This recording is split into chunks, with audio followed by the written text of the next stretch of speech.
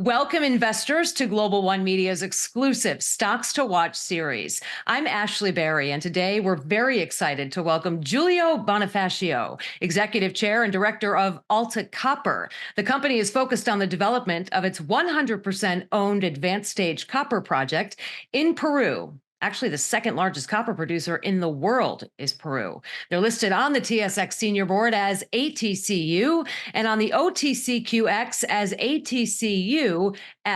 Giulio, welcome. Thank you very much, Ashley, for having us on today.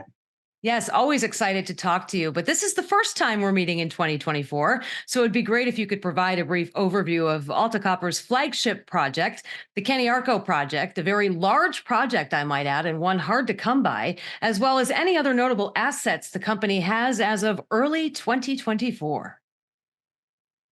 Thank you.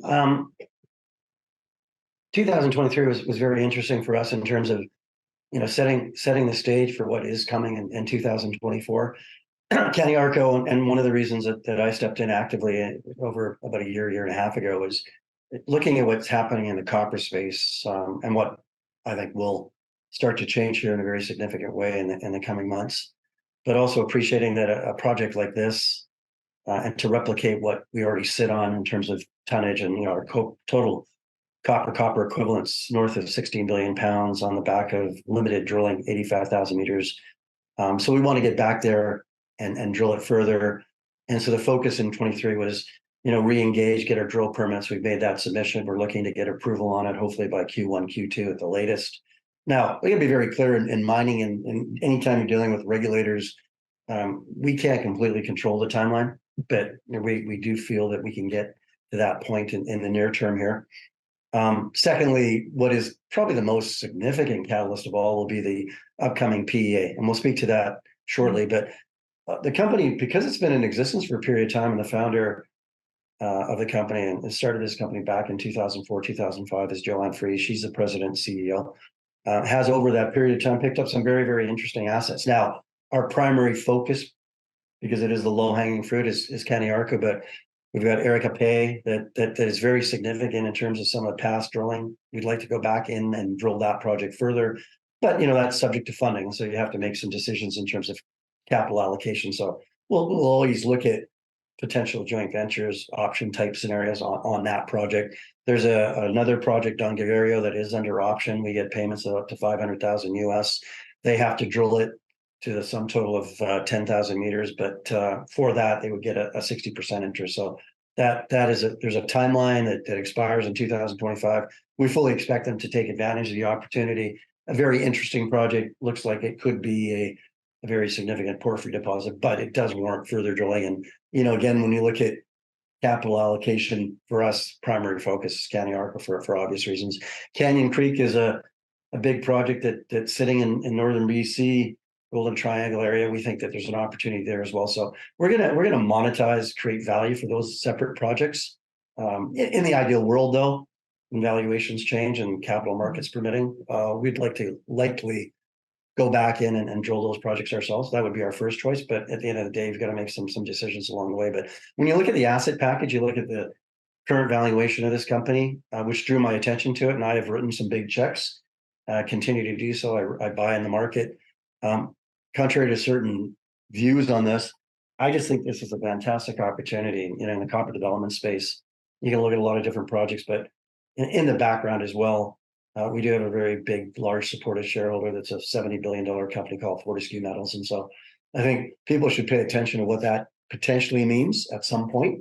If we execute on the project like we think we can, we know unequivocally that we're going to come out with an optimized PEA, and that'll be published sometime in March. I'll touch on that as well, but there's just a number of significant events that will take place in 2024 that simply will support that we're executing at the project level, but by way of doing that, continue on with the various discussions with strategic groups, other investors, inclusive of a large shareholder.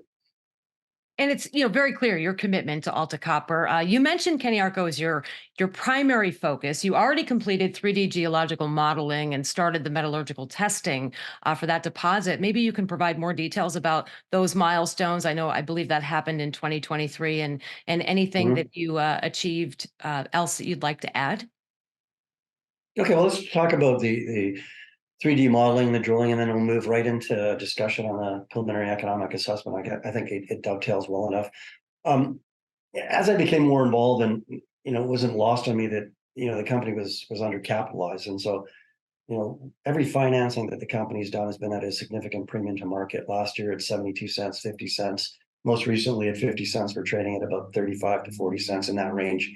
The markets as a whole, it's not an excuse, have come off for copper developers due to the slowing growth in China. But if you look at the fundamentals for copper, you look at the EV decarbonization thematic, even if you weren't going to layer that in, I think structural deficit issues that are taking place within the copper space will drive copper prices to a certain level over a period of time. And, ultimately it's about what projects can be brought on stream, within the next 5 to 10 years. And this is definitely one of them. And to replicate the effort would be very difficult. But when I looked at this, I'm a CPA finance guy. I've been mining all my life. I've been around geologists, engineers all my life. I was very surprised to see that with the tonnage that we have, the grade that we have, it's one of in the top 10 relative to grade profile for an open pit. When you look at that and you appreciate that it's only had 85,000 meters of drilling, that was very surprising to me. And the drilling stopped in 2013. They moved forward with a pre-feasibility study. They were going to move to feasibility study, and then they had to hit the brakes on everything because copper prices went into the $2, $2.25 range. But I was very keen on reactivating the drilling opportunity there. I think that's a fantastic way to create value. This is arguably could be subject to successful drilling, a generational resource. There's a reason that Fortescue stepped into this company, and that was one aspect of it. Looking at the opportunity, understanding that within Cañariaco Norte, there is a porphyry system that's got good open extent at depth. It's got lateral extent. You've got a secondary deposit, Sur, that has had limited drilling, is already sitting on about 2.2 billion pounds of copper, gold, and silver and moly. And then you have a third deposit called Verde that's got the same geological signatures that hasn't been drilled. So, understanding the economics on this project, the preliminary economic assessment that we're going to put forth is critical in terms of establishing a baseline of value, but also appreciating that the drilling will create nothing but further value for all the stakeholders. So these things do take time in our space. Peru has had a change in leadership based on the ousting of Castillo by way of an act of Congress. The person that stepped in is very pro-mining, and you can see that there's certain commentary on that.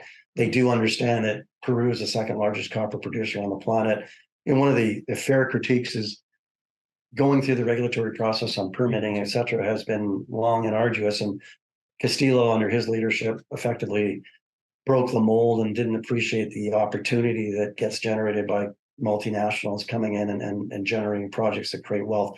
Copper, gold, silver is a big driver of their economy, and they totally appreciate that. So wanting to get back in with the drill bit, very key. We expect to start in on that once we get the drill permit approved. The second part of that, which is also very, very important, and also what I saw as an opportunity was everyone speaks to community, but doesn't appreciate that. That's a process that you have to manage appropriately with the community. We had a workshop as part of the submission of the drill permit. It went extremely well. We do think that we can get to a community agreement. Contrary to what the pundits say, there's many folks that don't appreciate permitting.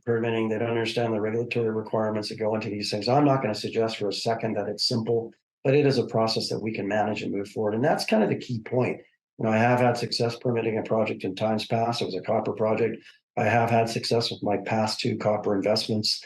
This one, from my perspective, based on the valuation, has a real opportunity to increase a number of times above and beyond where it's currently trading at.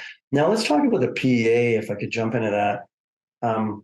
We looked at putting out a PEA in 2022 that was based on a stage build, showing how you could build it for less. All the strategics we've spoken to, inclusive of our large shareholder, and I was also of that view to be very direct. This is the project that can produce north of 150,000 tons of copper per annum. The economics that you create in the first 10 years drive the model. And in this instance, the CapEx will go higher. It won't be astronomical, but it will go higher. We're blessed with soft rock, so we can process with 1 SAG mill, 2 ball mills, look at 120,000 tons a day. That's the current configuration. Demonstrate very clearly that this is a project that moves the needle. Now, at the end of the day, executing on a project is a key point, both by way of the economics, the study work, the drilling. But ultimately, a project of this size, and most copper developers have the same dilemma, has to be acquired by a bigger company that has the balance sheet and the technical expertise on the execution side. So, when I speak to Fortescue and I speak to the opportunity that they potentially represent, I think that's something that investors really should pay attention to. There's a clear opportunity there. They've been very supportive. This is a small investment for them. If we have success with the drill bit, the PEA, and all the other initiatives from community agreement, getting the DIA permit approved, it all drives to a higher value. And, since I've stepped on, it's really been more, how do we move away from some of the legacy investors that have fatigue, understandably so, and aren't happy because maybe they paid the equivalent of $2 to $3 a share. My job is to step into this, work with Joanne Fries, work with the team, and also enhance value on a go-forward basis. But in simple terms, there's a reason that I'm buying stock. There's a reason that my associates and other investors are interested. There are folks that are selling the stock as well. But over a period of time, one thing that has to be focused in on is no matter what percentage Fortescue has, and in this instance it's 30%. They've done a financing at 50 cents, which was about a 40% premium to market. We raised a modest amount. No matter what happens in terms of their ownership, they still have to buy out the remaining shareholders. So it's really about bringing in remaining shareholders that appreciate value. And, I think I've got a good handle on what this looks like. For example, with this upcoming PEA that we're going to put out, and I can't speak to it openly, but it's going to be very, very robust, both pre-tax, post-tax. It's going to show a production profile that will be of interest to many, many majors. It will be of interest to Fortescue and other strategic groups that we're in discussions with. But, the NPV on that, and even if you looked at the NPV that we put out a couple of years ago, $1 billion, your typical discount is 0.2 to 0.3 of NAV. That would mean that our market cap should be closer to 300 million. And so I'll close off on the point that we know the NPV will be significantly greater than that. I can signal that, message that based on what we currently see. The production profile will be of significance. It's not a small producing asset when it's ultimately built. So it will have a significant impact. The upside on the resource as well really demonstrates why there's a glaring opportunity. And, when you look at valuation and our modest market cap of about $35 million, what's the likelihood of an Alta Copper multiplying by 5 to 10 times? Is there a possibility of that happening? I think there is. Again, that's against the backdrop of the market. Timing, again, those that are patient will appreciate that things do take time. We delayed the PEA for good reason. We were able to add further value to the proposition, if you will. Got some critique for it, which was unfounded. And again, simply put, if you look at the context of the market in 2023 and the ability for us to add further value to it by way of things that we've uncovered by way of the work with Senko and Whittle Consulting, perfectly justifies why putting it out at sometime in March or maybe early April is exactly what should be done. And that's going to be a precursor to valuation. So I think there's a real opportunity on this one to leverage up in a significant way, but that's based on the value proposition, executing on the project. And without a doubt, I always look at these things. You have to identify 2 to 3 to 4 strategic things that you want to achieve, objectives, and so we've got 3 coming, 3 to 4. In simple terms, the approval on the drill permit, community agreement, PEA, and drilling. Even if we execute on 1, 2, or 3 of those, we're going to have a fantastic year. And then, presenting this to more like-minded investors that appreciate the opportunity, I think is a big, big point of all this. And the gyrations of the capital markets, they do what they do. But I always try to use an example. If you look at the uranium space and how difficult that's been for uranium companies for such a long period of time, and you look at the valuations that they're currently seeing, I mean, that's a perfect example of what happens when a generalist investor starts to appreciate that, hey, we need more copper. And we do. We need more copper specifically for the needs of our planet. But if you layer in EV, and albeit that transition may take longer than anticipated, you look at decarbonization, even that if that takes a bit longer, as that layers in, as those copper prices start to drive further, and that simply adds value to opportunities like Cañariaco and Alta Copper, simply because we're already sitting on what is a significant resource. And my comparison to the other copper developers is, yeah, we're grossly undervalued, but we have a project that's likely bigger, demonstrate that it's bigger, with economics that are better than many of them. And so, and then you talk about jurisdiction. Well, Peru is a good place to be, albeit it's had some challenges, but that's the situation in all parts of the world, from all of South America and certain jurisdictions within, but also the American Southwest and British Columbia and Alaska. There's just challenges.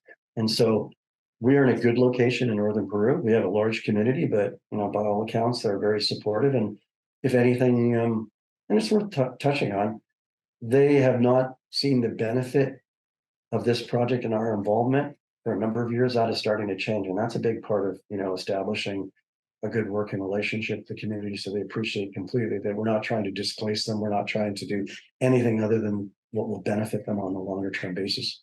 Yeah, and the credibility of your company, several takeaways in listening to you, Giulio. I think, when you talk about the PEA, you talk about the community engagement, involvement, and support, but you also mentioned government support, which is obviously going to help you propel forward. Anything you'd like, any other things that you'd like our shareholders, potential shareholders, to hear, to take away from this conversation? Why copper? Why Alta Copper? And why now? I think why copper, and I've touched on that, it really gets back to structural deficit on the supply side. You look at Cobre Panama that suspended that obviously will facilitate that further within a shorter timeline. And you look at the transition into green, and you look at the EV thematic as a whole. I think that transition does take longer. I think there's got to be a better appreciation for the build out of the existing infrastructure, and a lot of smart people in the space speak to that. You can't have every electrical car plug in and expect us to service that by way of our existing power grid. So I think we all point to that over a period of time. I think when you look at critical metals, copper should be on top of that list without a doubt. But also bear in mind that even without that layering of that impact, just based on deficit itself, it will drive higher over a period of time. You look at the project itself, it's got size, it's got magnitude. The economics we're going to put out are going to be, in my estimation, very robust. Of course, look at the cautionary language. Any chair or CEO has to speak to forward-looking observations. That's a forward-looking observations. Don't rely on it. Do your own homework. But if you look at the previous economics done on this project, you appreciate that we already demonstrated that we could produce north of 300 million pounds of copper per annum. We already know in order of magnitude what the CapEx should look like, and appreciate that we are making very, very good gains with the community, and also on the regulatory side, advancing the permit. And those are very critical points. And to close off the drilling that follows on, subject to funding, of course. I think we've been methodical on the financing side, rather than raise money at a discount to market and include a warrant. Oddly, you had some commentary on our bulletin boards that suggested that was not a good move. I'm a bit surprised by that, bearing in mind there's one simple take-home message. Regardless of their percentage ownership, we are, of course, talking to other strategic groups. But if we're able to advance a discussion with them to a point where they wanted to acquire the company, they still have to acquire the remaining shares held by folks like myself, the directors, officers, and other shareholders. And so I think people need to adjust their thinking about what this represents, both by way of the project, but also the opportunity. And when I spoke about the other copper developers, none of them truly have a captive. Not captive is not probably the right word to use, but a very engaged large shareholder. And we're not talking to middle management at that group. And they're a company that is of significant size. And they've been very vocal about the fact that they want to move into critical metals, and they've looked at copper projects. And fortunately for us, they've been nothing but supportive. We've also added a director that comes from their team that's a very senior individual on the execution side. So, folks, and some of the past shareholders this is directed to, spend some time. Appreciate what the opportunity is, but excuse me, don't expect share prices to climb up dramatically unless there's a good reason for it. And so on the project side, but that is also influenced by the market. And don't lose sight of that. That's not an excuse. That's just reality. I've been in this space for 30 years. Timing is everything. You work hard 80% of the time, you make most of your money 20% of the time. That's just reality.